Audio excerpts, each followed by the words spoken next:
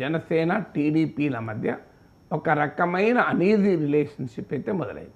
Okay. దాన్ని అలగడమా అని మీరు పేరు పెట్టండిరా, గులగడమని ఇంకోరు పేరు పెట్టచ్చు, ఏదైనా పేరు పెట్టండి.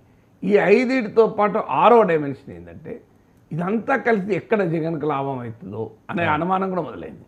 ఇప్పుడు మీరు మన డిప్యూటీ చీఫ్ మినిస్టర్ చర్చ జరిగినప్పుడు వైసీపీ వాళ్ళు ఓపెన్గా అన్నారు కదా, ఇది జనసేన వాళ్ళు ఇలా ఈ చర్చ మొదలు పెట్టడం వల్ల వైసీపీకి ఒక ఆయుధం ఇచ్చిన వాళ్ళం అవుతాం.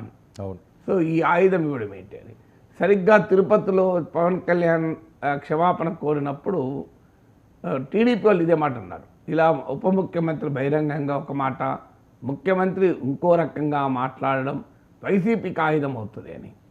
సో ఇలా టీడీపీ వాళ్ళలో ఈ ప్రశ్న కొన్ని విషయాల్లో అయ్యో ఇది వైసీపీకి ఆయుధం అవుతుంది అని భావన ఉంది. జనసేనలో కొన్ని విషయాల్లో ఇది వైసీపీకి ఆయుధం అవుతుందని భావన ఉంది. ఇది వైసీపీకి ఆయుధం అయ్యేలా తమ మిత్రపక్షం, తమ పార్ట్నర్ వ్యవహరిస్తున్నారు అని పరస్పరం భావిస్తున్నారు. రియాలిటీలో ఇద్దరు కలిసి అదే పనిచేస్తున్నారు. సందర్భం వేరు కావచ్చు, కాంటెక్స్ట్ వేరు కావచ్చు.